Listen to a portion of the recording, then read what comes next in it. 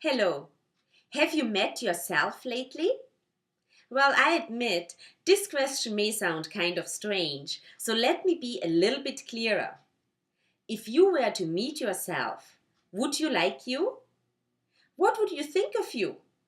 Would you like to be around yourself? What would you think about having you as a boss? The idea for this video came from a friend who said, Karin, people always seem to forget how they come across to others. They don't realize that respect and reputation may take years to build, yet can be lost in a split second. Why don't you make a video about that? In my workshops, I often ask the participants, how many of you know negative people? Or I ask, how many of you have to deal with difficult people? You can just imagine that most hands go up. But then I ask, how many of you are negative? How many of you are a difficult person to deal with? What do you think? Well, at this point, very few people raise their hand. Isn't it funny that we all know negative and difficult people, yet none of us wants to admit that we may be? Most of the time we want other people to improve. And very few of us have the courage to look in the mirror and face the truth ourselves.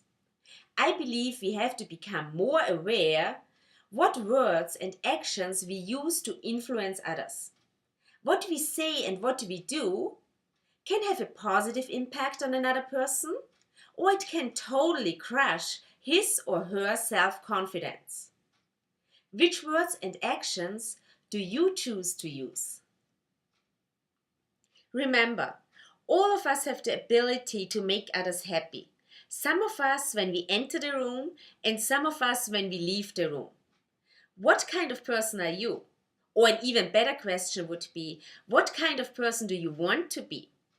I can still remember my first 360 feedback experience. It was very difficult for me to learn that people thought I was not sensitive to other people's feelings. I was in shock and disbelief.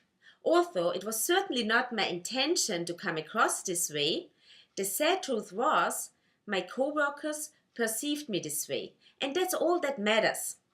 One person may be wrong, but if 10 people say the same thing, it should make you think. So what are some simple steps to get you started? Be aware how your words and actions influence others. Wait and think before you speak or send an email, because when emotions are high, intelligence is low.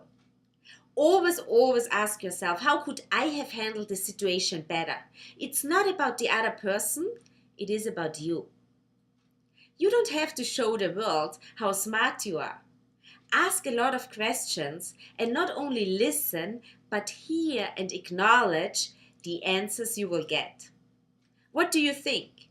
Are you ready to see the impact these simple actions will have? Always remember, excellence is not a skill, it's an attitude. And I will see you next week again. Until then, be the best you can be.